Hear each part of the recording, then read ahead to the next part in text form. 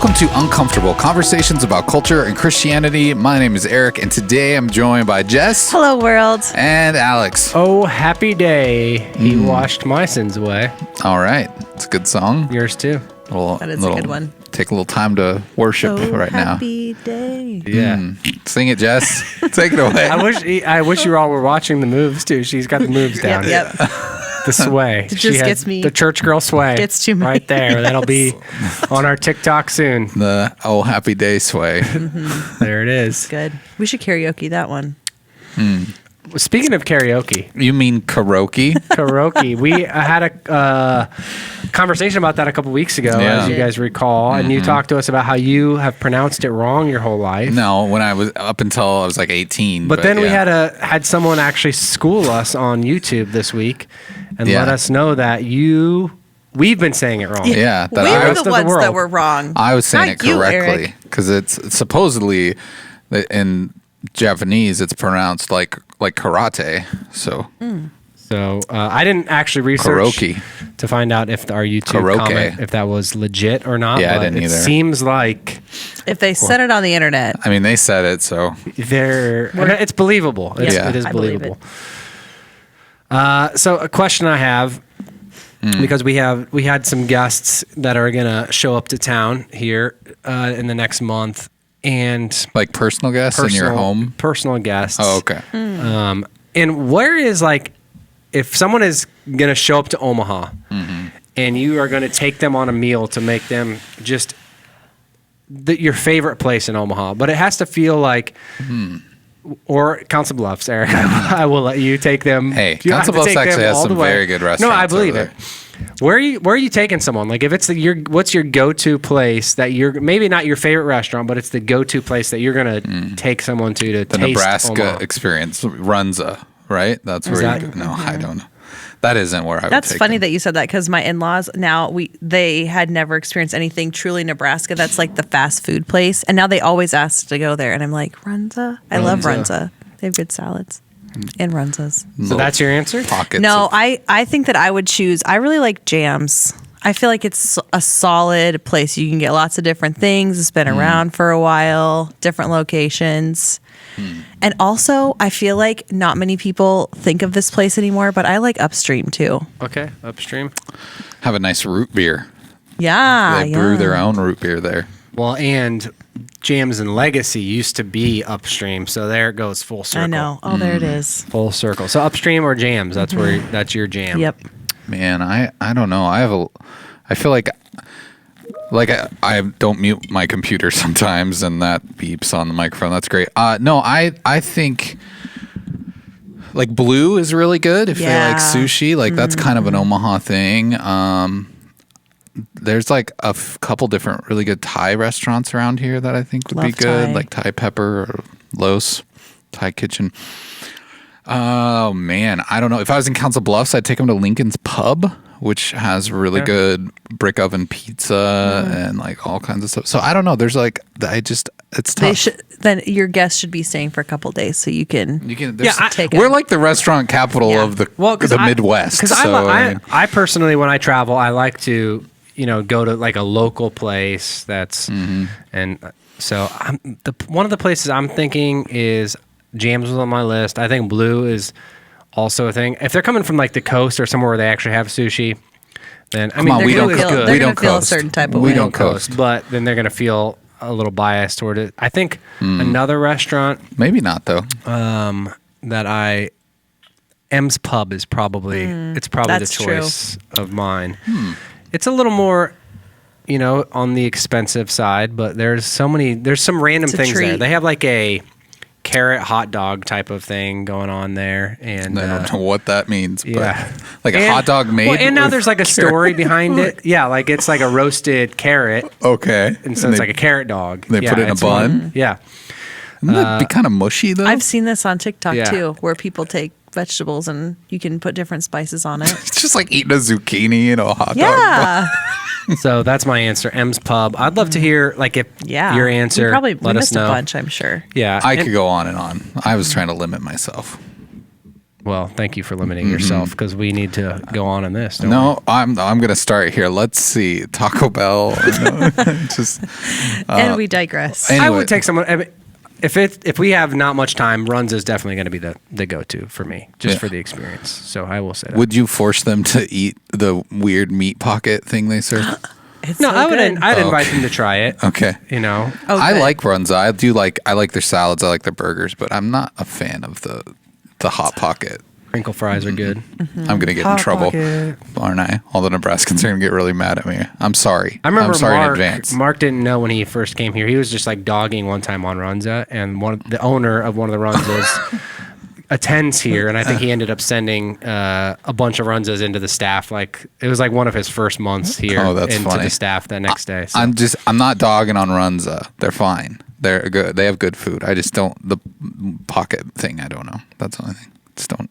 But it's just me. Good hand warmer at a cold Husker game. Oh, there it Delicious. is. There's that Husker connection. There it is. I knew it was in there somewhere. I did it. And Austin's listening right now, and he's so proud of me. Austin is our. I know Austin loves a Runza at a Husker game. Our producer over there, if he could only turn the camera on himself, and you could see the look of joy on his face right now that we're bringing him up and talking about Huskers. He just keeps us going, Just thankful for that guy. All right, that does it. Up next, we got headlines.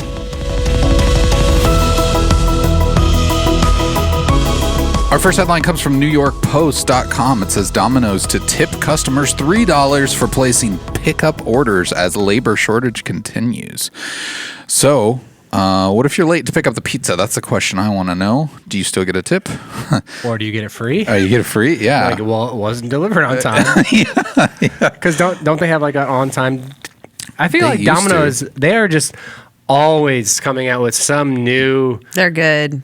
way to stay in Yep. the headlines, and I think they have rebranded in a bold way, and they're Yeah. like always trying new things, which I think is impressive. Aren't they the ones that did the driverless car Yeah. to deliver pizza Yeah, a couple years ago? I mean, they have it in certain test They're markets just or something like very that. thoughtful. Yeah, they what they do. had such a bad representation. Like they just had a bad reputation for a long time as being the cardboard pizza place or whatever, and then they kind of rebranded and They were always like third fiddle. I feel like no matter what, like there was always Pizza Hut as a kid, especially thanks to Book It. And in Nebraska, Yes. Godfather's was always up there. Papa John's kind of stole some of that crust, and man, that butter garlic sauce, Yeah. game changer. So Game changer. Domino's. We're making everybody hungry with all the food talk so far. Do you know that stuff's vegan? The butter sauce stuff. I didn't know Done. that. Not actually vegan butter. So you can eat more of it. Yeah. Anyways, so this is this is just another example of the labor shortage and the way businesses are getting creative about it.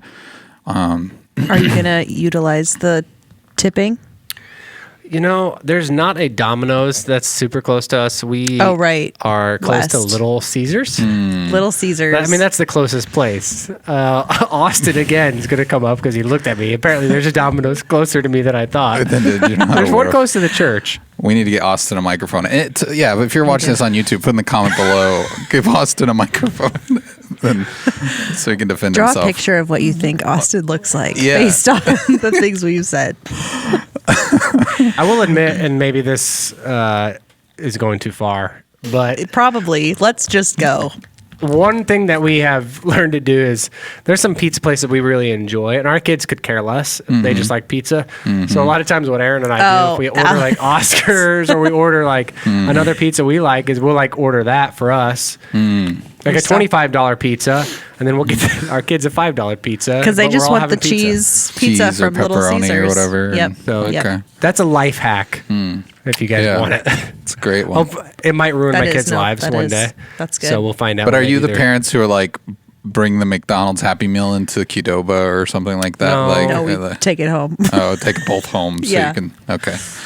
It's always weird to me, like when I understand it. Sometimes your kid's just like in a picky mood, but I feel like if we're going there, like I'm the type of person that if we get like Chinese food and our kids like crab rangoons, I'm not going to order like a whole meal for them, I'm just going to order an extra thing of crab rangoons. That's just where I'm at right now in life. That's what they're going to eat anyways. Yeah. Yeah. That's I'm a okay. crab rangoon I'm snob. fine with that. Oh, yeah? Me Yeah. too. You want the real crab in Yeah. there? Oh, don't give me imitation. Okay. Make sure that thing is filled up. I love how we got from Domino's tipping their customers crab rangoons. It's one of those days. Yeah, it is. It does. It feels like one of those days. Anyways, Domino's, I don't know. Delivery, I'm always kind of cheap, and I'm like, I'm just going to pick it up anyways. So this kind of appeals to me. I will say I like Domino's because I work a lot over dinner hours. So who's ever babysitting my kids, I will order Domino's, and I have the app, and you can track like Jerry Yeah, is that's another. Jerry attractive is thing driving they like do. Yeah. it's very accurate. He is down your street, whatever. Wow. Nice job. That's pretty great. And I'm So- always worried about where Jerry is. Next headline comes from Omaha.com. It says Council Bluffs man spearheads luggage collection program for area homeless. Now, when I first heard this headline, I was a little baffled, trying to understand what need this is fulfilling with why are people who are in a situation like this, why do they need luggage? This gentleman who is doing this, he mentions, his name is Tony Jordan. He says that oftentimes when a person ends up being homeless or whatever the situation is, they end up with plastic bags or trash bags as their luggage. So this is just a way to give them, I think you even said before the show, Yeah. Jess, you kind of said a way to give people a little more dignity in this really tough situation to where they can have some decent luggage to keep their belongings in. Yeah, and I think that's one of those things. If you're homeless and you're on the move, because homelessness doesn't always mean that you don't have anywhere that you're staying, right? And so I think there's some bad thoughts of homeless means you're sleeping on a park bench Yeah. or whatever. You don't have a residence, and so a lot of people end up going from maybe one place to another, or they're couch surfing or something like that. All of that is Yeah. considered homeless, and so to even have something that you're able to provide, maybe even be able to take into a laundromat or whatever with some kind of more dignity as you are jumping maybe from place to place and figuring out whatever that situation is. It's one of those things I'm like, I never even thought that there was that need, but I can see how it would meet, restore some dignity, how it would be a practical way for people to help. And who doesn't have probably a ton of, I know we do, like luggage. Yeah, just old stuff that you don't use or whatever. But for whatever reason, it's been handed down or whatever. And so it'd be great. Yeah, it definitely feels kind of like one of those blind spot things where it's like, oh, well, is this really help or not? But you can see how something small like that can really be beneficial. And it seems like the response has been really good. This article says that the luggage continues to flow in and then in and out of the Micah house. So it seems like not only are people responding to it well and donating the luggage, but people in need are taking advantage of it. So that's great. I think it's cool how people see and meet needs, like based on where they're at in life or just their sensitivity to somebody's economic status or living situation or what they need. I just think it's cool how people step out and do that. Yeah, that's really awesome. All right. Well, that does it for headlines. Up next, we're going to be talking about something maybe you've heard of, maybe you've not heard of it. It's called, am I going to say it wrong? I said it wrong earlier, and now You're I'm fine. really self-conscious. It's fine. The genogram. Genogram? Genogram. Genogram. I said it right. Okay, genogram. We're talking about that next. All right, in that last break, we did our own research, and it can be pronounced either way. We asked Jeeves. Yeah, we asked Jevs if it could be pronounced a And genogram so many or, ways we could pronounce. or genogram, Geno or Geno, either one. Yeah, this is a concept that I wasn't incredibly familiar with, or at least not the term. And then I started to look into it after Alex brought this up to me. And I was like, oh, I think I'm more familiar with this than I realized, like, because in the late 80s and 90s, it was really popular. And the church then kind of adopted it in a way that probably wasn't, I don't know, I'm not going to get into the validity of it, but a lot, like they kind of paired it to generational curses and different things like that. And So, anyways, My experience with it has been like solely clinical and then applying it spiritually. But I learned about it like straight through in counseling. Yeah. It was part of my training. And what brought it up for me in recent conversations is we've been doing a demon series at the church where we've been looking at spiritual forces and all of those kinds of things. And one of the cautions I've wanted to make sure we have inside of this conversation is the mental health, is a huge part of, we don't want to just say, hey, everyone has a demon, because mental health is a big part of just our world. Yeah. And then also, there are genograms are helpful to know family patterns of whether it be addiction or whatever. And so I wanted to make sure, so we've had that even as a resource on how to do one of these on the web page that we developed for this series that we're doing at CCC. And so I think my most familiar part of it was Pete Scazzaro. He came to Christ Community Church when I was a resident here over a decade ago, and really talked about this. Emotionally Healthy Spirituality is a book he wrote. He wrote a book called Emotionally Healthy Leadership. Two, really for me, books that really shaped me in a lot of different ways. And that's when I first kind of heard about this from the religious kind of aspect. But it happens in medical practice. I mean, it's something that does happen more and more. Like as you're given a family history about cancer or whatever, it does, it falls into a lot of different categories, and it can be a useful tool. And like you said, Jess, clinical counseling can be a useful tool, but it looks different in the medical world and in the spiritual world and all of that. But the same basic principles, I think, are applied there. So. Yeah, when I heard the word, I immediately thought like it was the next big personality test thing or something like that, like Enneagram or something like that. That's where my brain went.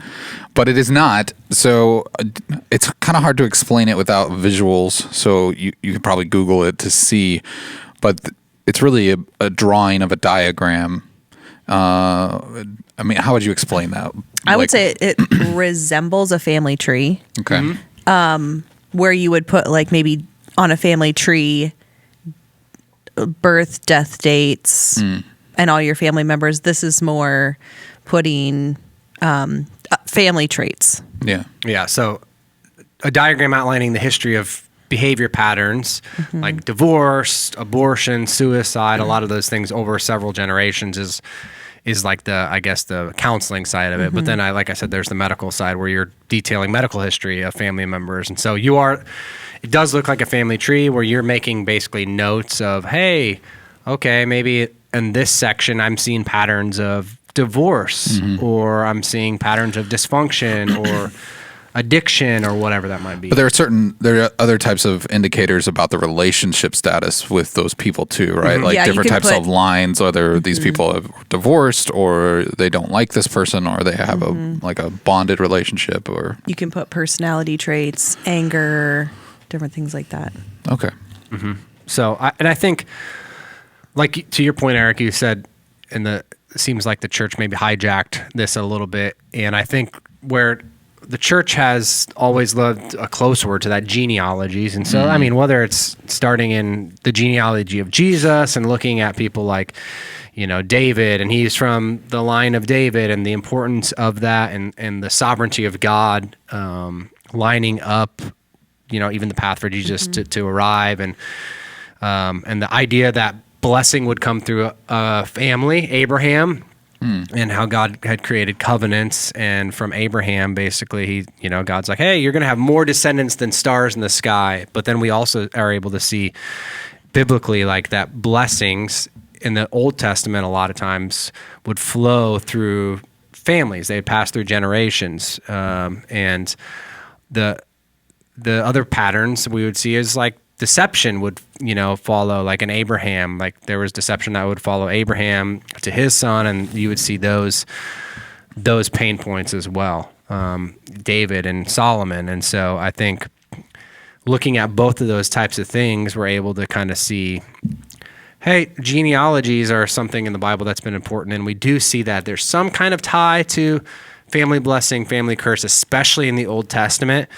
But then I think there's a whole different way that the New Testament begins to look at what family is and all that, and we can jump into that I think a little bit later. But Well, and I think it's interesting because there have been studies in the past done on even DNA and how like your memories can be passed down from your grandparents, or different types of trauma can be kind of almost stored within our DNA. And so, I mean, it kind of plays into I don't know, it's kind of, sometimes I'm fascinated by It is very interesting. real world science explaining things that the Bible was trying to say at a certain culture and time to explain it to the people of that time, and I'm not going to draw any parallels here and say that's what this is, but it is. I was always fascinated by that concept, because when you hear of people who have a history of alcoholism or other types of abuse and addiction, things like that, and it's like, okay, well, here's this trend, and it's even found in places where those people weren't even raised maybe by that parent who had that problem, but it's still kind of almost passed down. There's a lot of really interesting research on this. Like once you start diving into it, there's a book that's really interesting called "You Are What Your Grandparents Ate." And it's just like interesting about just like how I'm just like pasty white flour. yeah, right. But it's just interesting how like you're saying, Eric, like our DNA, things can be impacted that were like traits are passed on, and they might not always be just like how we look. Yeah. well, even fascinating in the diet was such a big part in the Old Testament, and just cultural things in general, where we get Daniel's story, right? And then they go, him and Shadrach, Meshach, and Abednego, they go in exile, and Daniel's, famous for him and the guys being like, hey, we're not going to eat the king's royal food and wine.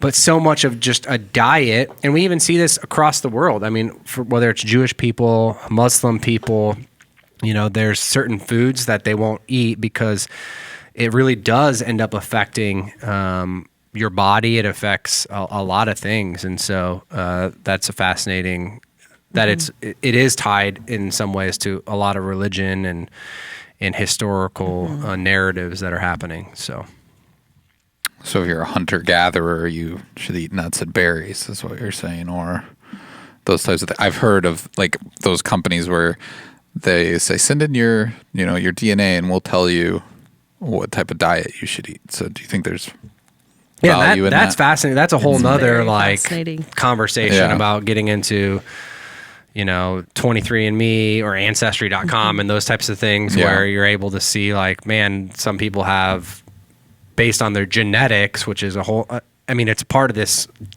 genealogies, genetics, genogram. It's all historical, family kind of stuff, parts of that same science or that same branch or family tree, if you will.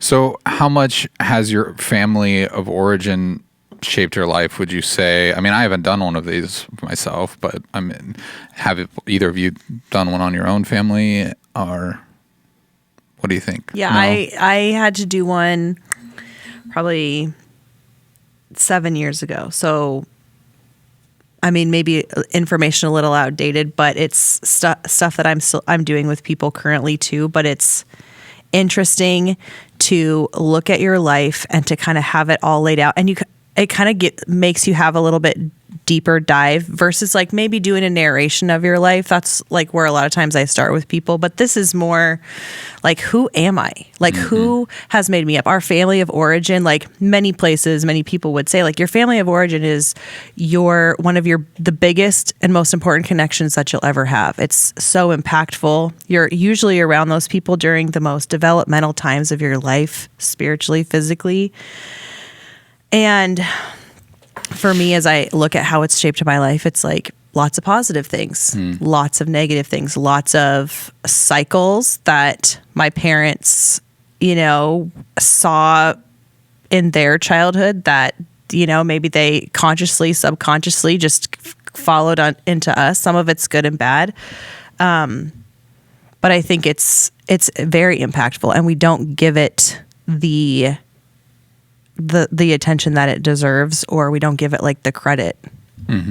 Yeah, I've done a genogram on my own family of origin, and it's one of those, I don't know, it's kind of scary to like sit down and do this, because it's one of those things where you're like, it's scary, but it's also I think, a point of relief once you finally start to see, oh, wow, there's these patterns that happen in my family, but what am I going to uncover by having conversations? Because I think to do it well, you have to have conversations and ask questions about things maybe that you never knew about like, especially when it's quote unquote sinful patterns, right? Not just like the lust or whatever, but hey, are there hidden secrets in your family? Were there like affairs? Were there things that, was there alcoholism? Were there drug addictions maybe that nobody ever told you about? And you might unlock some secrets, and some secrets for bad reason, and some secrets I think for good reason that your parents never told you, especially as a kid, about maybe a grandparent or even their relationship, because they're doing it to protect you. But then it's like one of those things, as you start to put this on paper, it does start to be like, oh, that makes sense. Like why I've thought this was normal, whether it's anger or whatever it is, that what I've grown up to find as normal usually does run through a pattern in my family of what's been normal for generations inside of my family. And so as I'm becoming a father or as I was becoming a husband, I want to identify some of those things to figure out, okay, where did I come from? What shaped these types of things? Even in racial relationships, seeing some of those things in my family's genogram, there's things in the past that we wouldn't be proud of, but you also see how that shaped ideas. Even some pain points when I had an aunt that was going to have an interracial, marriage. There was a lot of pain points, and I never understood that as a kid. But as you look at your family history, you're like, okay, this starts to play out and make some more sense. And it wasn't just illogical that these people are biased towards something, but it's because they were raised in this way. They were raised, ignorance isn't always our fault, And so yeah, it's been a powerful tool and something I've gone back and looked at a few times to try to figure out some of those things. And undoubtedly, it's shaped my life. Well, you mentioned the way the church has maybe used it or co-opted. What are maybe the way we can define whether it's helpful for the church or in counseling, or are there important definitions there where you're like, hey, this is good in counseling, this is good in church, or is this a crossover? As we've been talking about this, it's interesting. I like how the church has been more accepting of mental health and that being a part of the conversation. And I always think that when we can work together, so like using this as working together, like in the church, maybe it's a secular tool, but man, how can we work together? How can God use that? I think in counseling, it's a way. There's some times where it's like, this doesn't make sense. Like there's something that's going on that's perpetual in me and I don't understand it. This is a great tool to go back and say, hey, what's going on in your family? Like you said, Alex, like what's been going on? What are some patterns? I think another thing is like, what are some cycles? Because I think a lot of times there's a lot of us in this generation, or just kind of like the temperature that I see right now is we're different age groups, but we're breaking cycles. So we're curious about what is that, and we need to know. And sometimes it's scary, I think, to look back. But I think doing this in counseling, doing this in church with people that are safe is a good place to kind of start looking back and to make sense, because it's how we're going to understand where we're at, and it's how we're going to change things. It's how we're going to break cycles. But it's not easy. Yeah, if you don't know that a cycle is there, you can't break it. And right. One of the I use it often as an exercise when I do premarital counseling, because one, I think for two people going into a committed relationship, it's just good, healthy practice to, and a lot of people don't do. I'm always shocked. Usually by the time I'm doing premarital counseling with somebody, they've already decided they're going to get married, and hardly anything is going to change that, right? But how little people really know about each other, really, the depth of each other. And so I try to help people do this in a hey, how did your family of origin think about money? How did my family of origin think about money? Because that's points of conflict.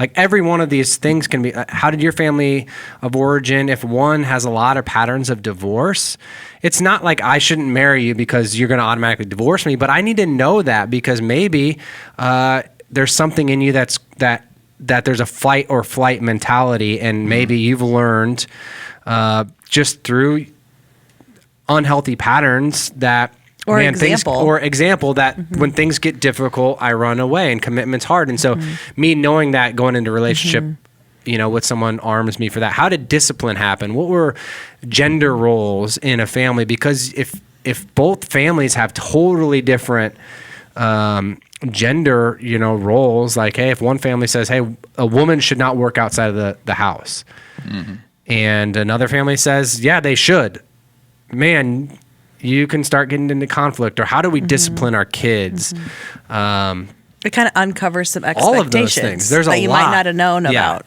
There's a lot of those things that having those conversations on the front end prepare you for when these, the conversations come up in a marriage or in a relationship, and you're able to unpack that and know a little bit more about who you're committing to. And again, it's not like hey, go do this exercise so then you can know that you're marrying someone with a bunch of baggage, but everybody is. We all have baggage that shapes our lives from our families of origin. And so that's one of the places that I am constantly using this. And it seemed to have been a pretty helpful tool in dialogue for those who are willing to engage in it. And I don't think you necessarily, you can use it in so many different settings. Like you can use it in premarital, you can use it in a marriage relationship. Counseling, crisis. But I think just the average person that might be listening that's like, why I feel fine, like everything looks fine. I think it's just another way where we're at the core of a lot of us, we're asking like, who am I? Like, do I have value? Where do I come from? We're asking questions like that, whatever it might be. And this is another tool for that. So it's not like you have to be in crisis or getting ready to get married. Those are like amazing ways and how we use them. But more and more, I think we're talking about in culture, the idea of a chosen family where people are able to, we've talked about this because of the internet, like you're able, if you disagree with your own family of origin, you can just, go find your own new family. And a lot of people are finding that attractive in the world of like, I don't have to, but the reality is no matter how much you try to run away from your family, no matter how much you are like, I'm going to just disavow everything my family taught me as a kid, there are still going to be patterns in your life. And I think there is some mystery to what that looks like, whether it's encoded in your DNA, whether it is spiritual pattern, whatever that is, that are going to affect you more than you realize.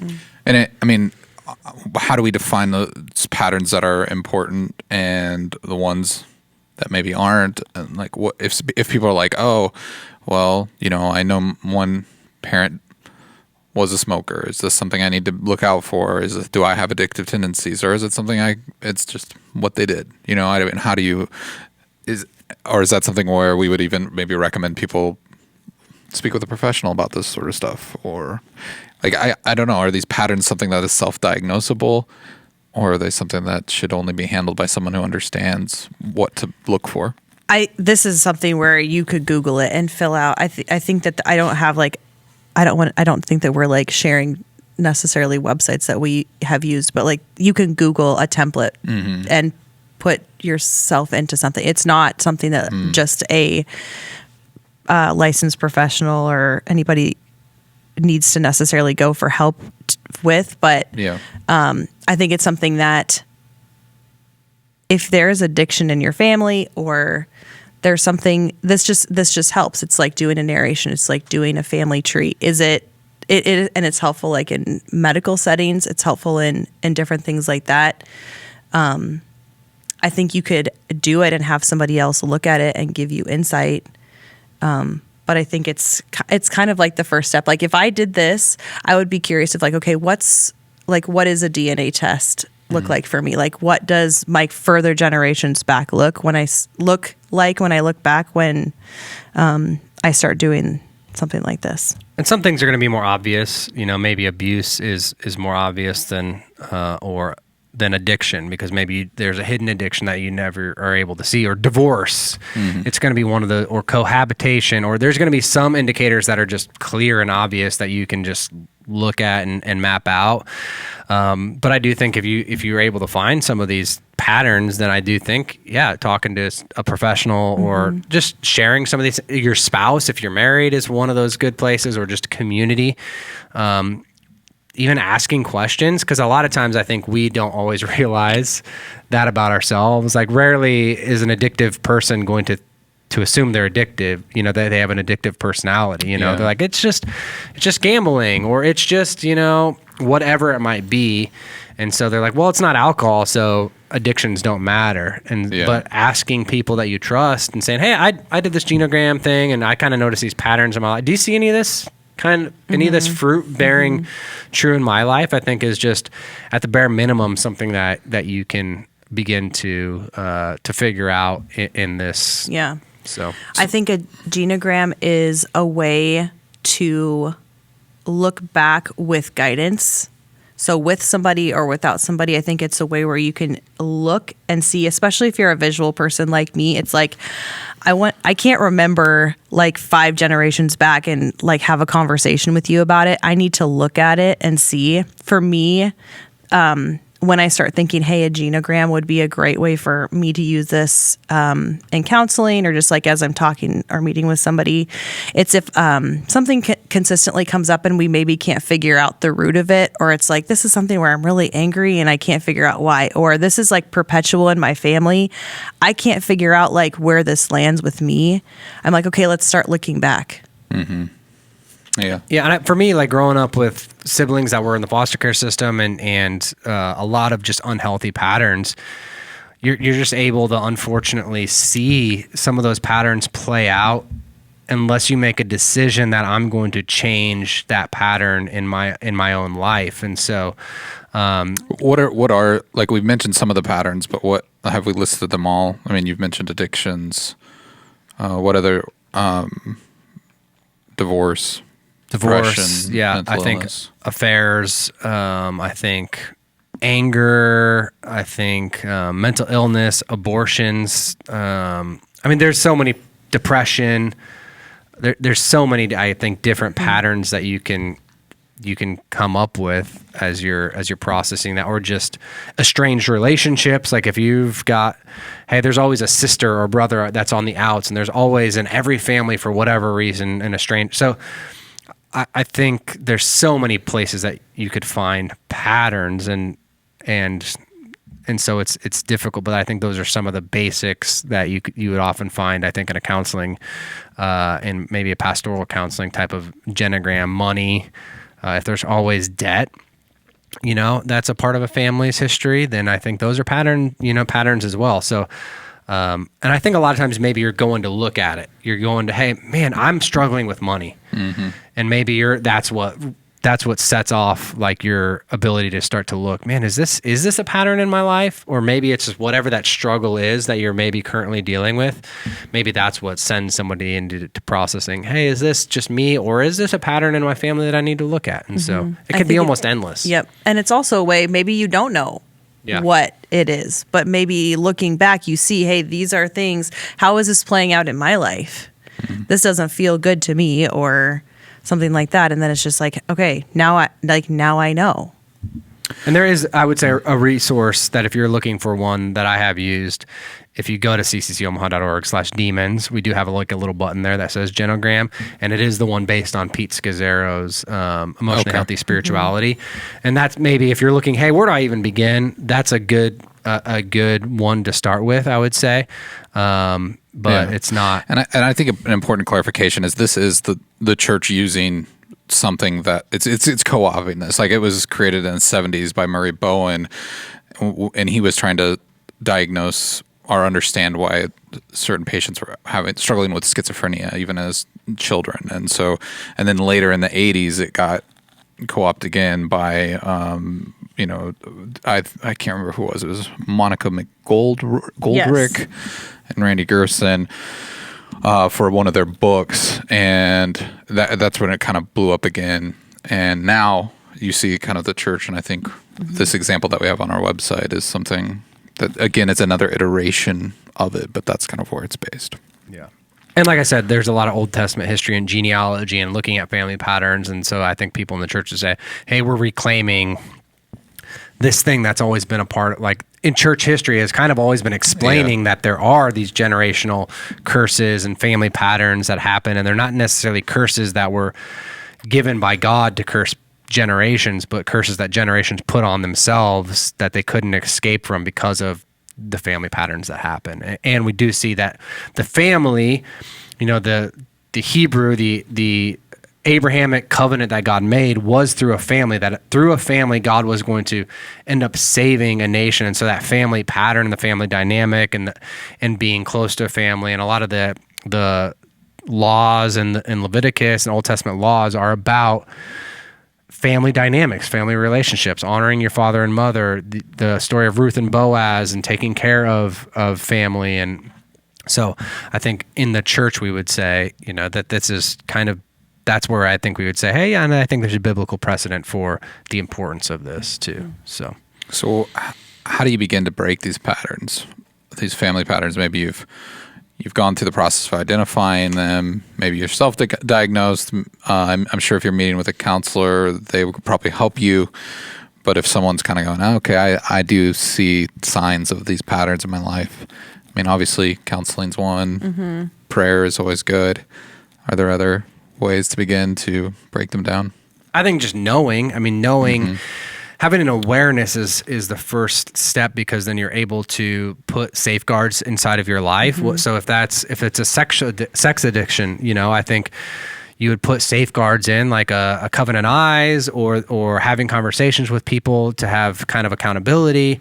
And so just knowing that, saying out loud, this is a pattern that I want to break, and saying that out loud to somebody else, I think is one of the most powerful, liberating things that can happen to actually begin to make waves in breaking some of these patterns. And so whether that's a spouse, whether that's a good friend or whatever, identifying it, speaking it out loud, acknowledging it out loud is going to go a long way, I think. And it's probably one of the most difficult parts of this to start to break that pattern, because none of us want to, because it's kind of gross stuff. It's not stuff we're proud of, and to even acknowledge that, it takes a lot of humility to do, I think. So a big part of this is really self-awareness. Mm-hmm. It's becoming aware of, why do you react this way? Why do things trigger you? Why do you respond in anger, or why do that type of stuff, correct? Mm-hmm.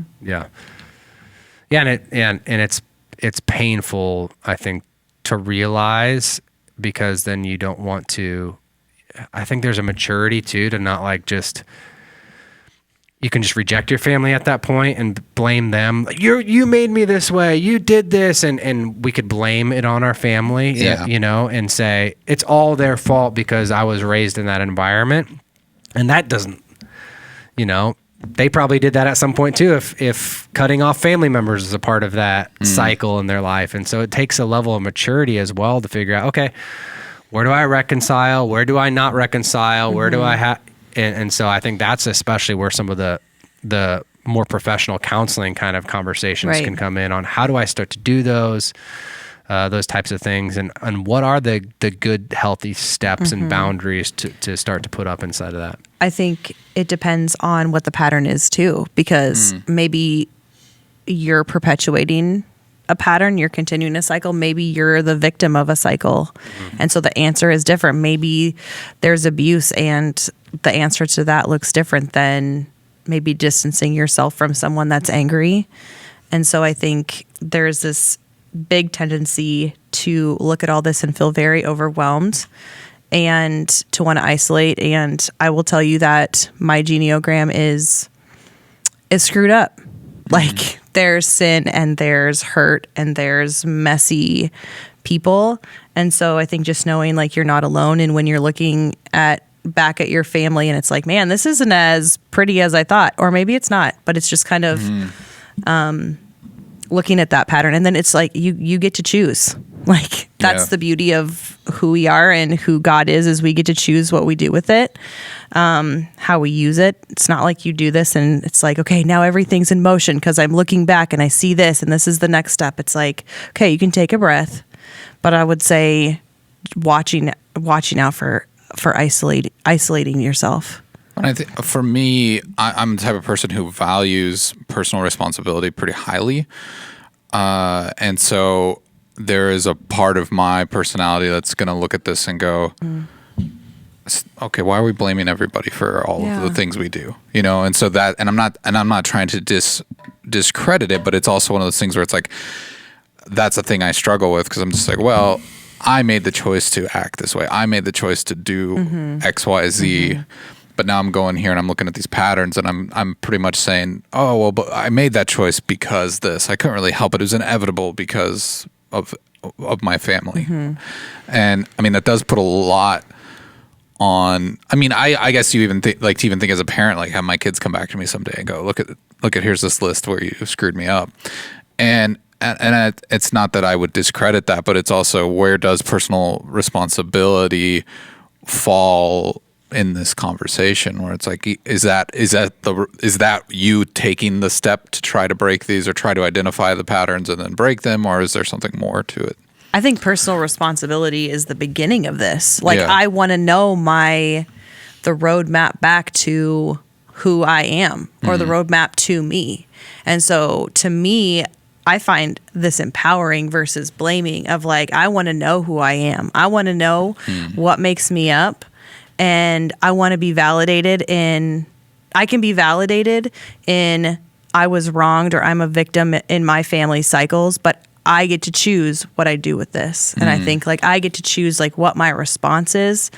And I think it's doing this is like taking responsibility for who you are, understanding who you are.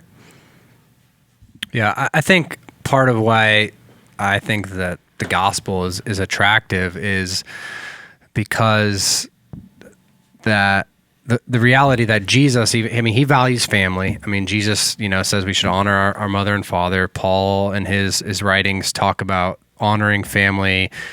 Jesus, when he was on the cross and he looked at his mother, like he had compassion on her and he wanted people to take care of her, so he valued family. But Jesus also said, hey, there's a new family that I'm inviting you into, but we are all slaves to sin. And part of that slavery to sin is some of the family baggage that we start to carry in our lives. And this new family that we get to belong to is a family that looks more and more like Jesus. And so I'm able to look and say, okay, does this look like something I inherited from my family, or does this look like the inheritance that I have, from Jesus? And which one am I turning to? Which family am I continuing to follow? Which one am I continuing to pursue? And so having an awareness of the difference between the two, I think, is an important thing.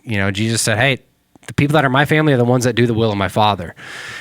Because, they were like, hey, who's your mom? Who's your dad? Who is this? And Jesus is like, that my family is the people that do the will of my Father. And he tells people, he breaks crowds up when he's like, hey, you've got to hate your father and mother. And people take that scripture and they're like, oh yeah, Jesus is dissembling family. It's stupid. It's dumb. And he's like, no, you just need to follow me more. Like your love for me, your commitment to this new family has to be so supreme that you pledge allegiance more to this family, this way of life, this new kingdom that you're a part of. But he still honors the reality of what family is. And he talks about marriage in this beautiful way of it being a mystery that helps us understand somehow Christ's relationship to the church. And so he honors it, yet at the same time, he provides a new opportunity, a new family. And I think for those who have been rejected by a family, for those who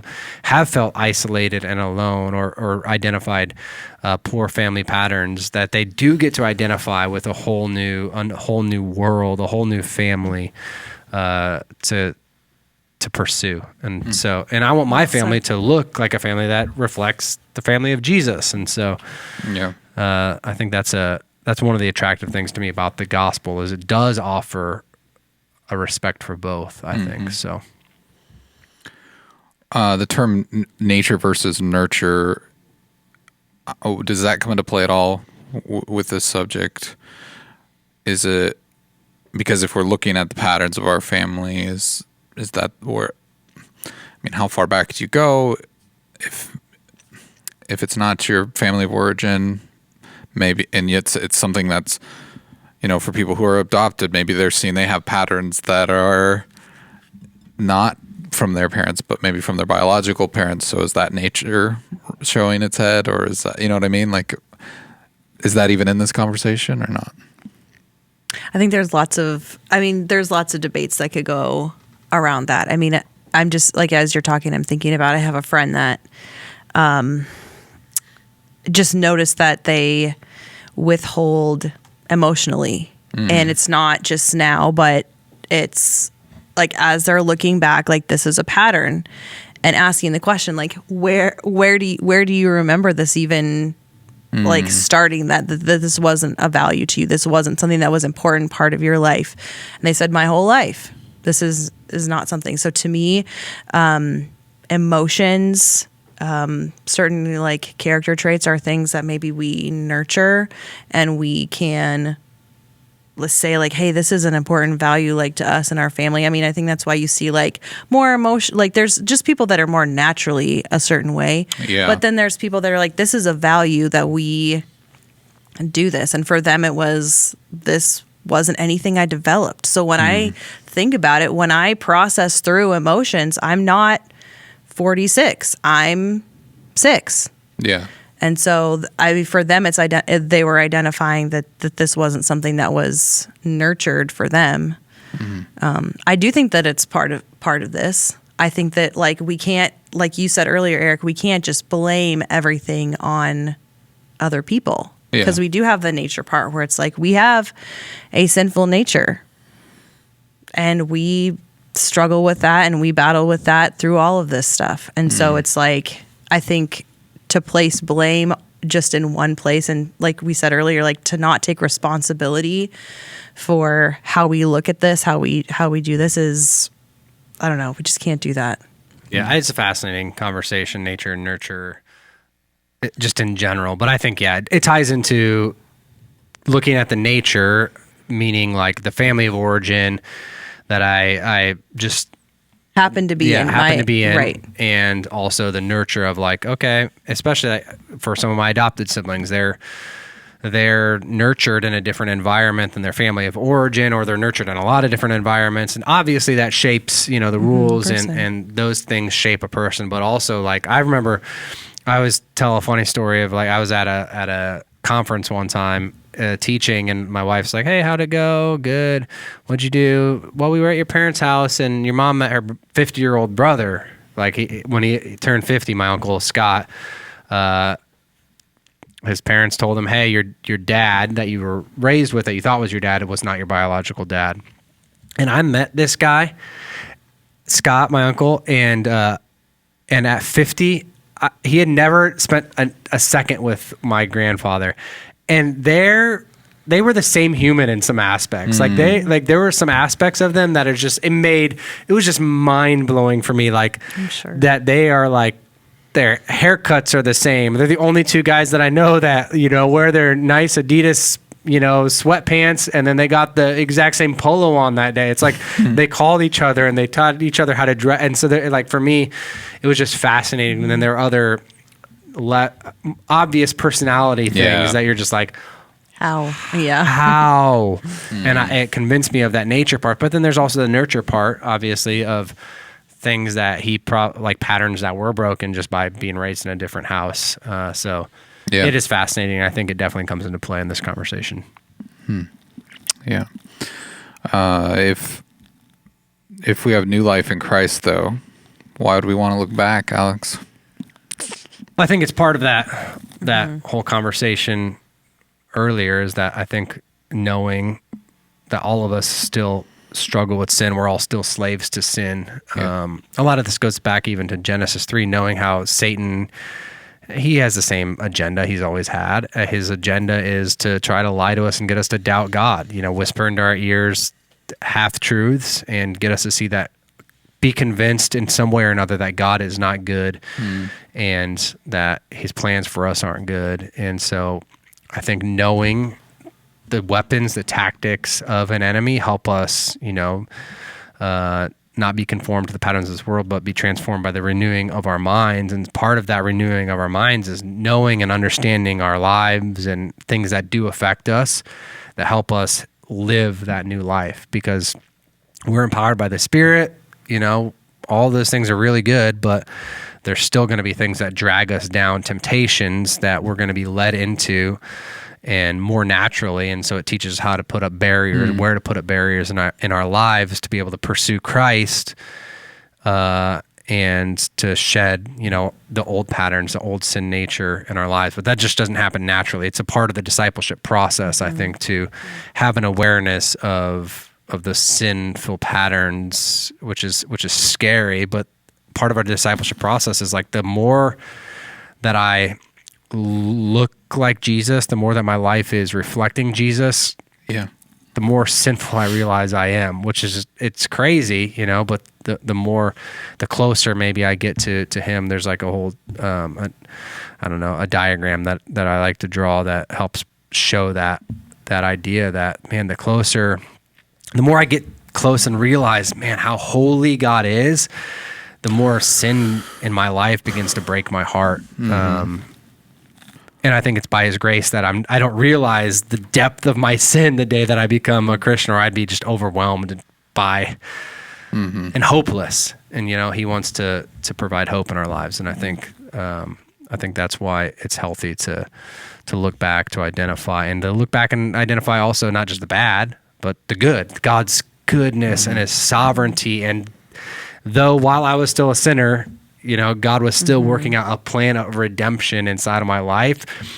That makes no sense. I should have not had any kind of hope in my life, but because of God's faithfulness and his goodness, it's not just it's not all looking back. And we've talked about a lot of the bad stuff, but there is so much good redemptive value. You're able to look back in your family pattern. You're like, man, the fact that I even am a decent human is because God has been holding sovereignly in his hand a plan and a purpose in people's lives, and he rescues and redeems them. And so I think it also teaches us, man, to be in wonder and awe of who God is and what he's done and how sovereign and holy and mysterious he is as well. So IMHO. Well said. You don't got anything to add to that, Jess? I mean, as we wrap things up, one thing that came to mind is I've heard of people even using this in different types of business organizations, whatever. And it's just one of those things where it's like, I do think it's probably back to that personal responsibility thing of, this is something for you to take on.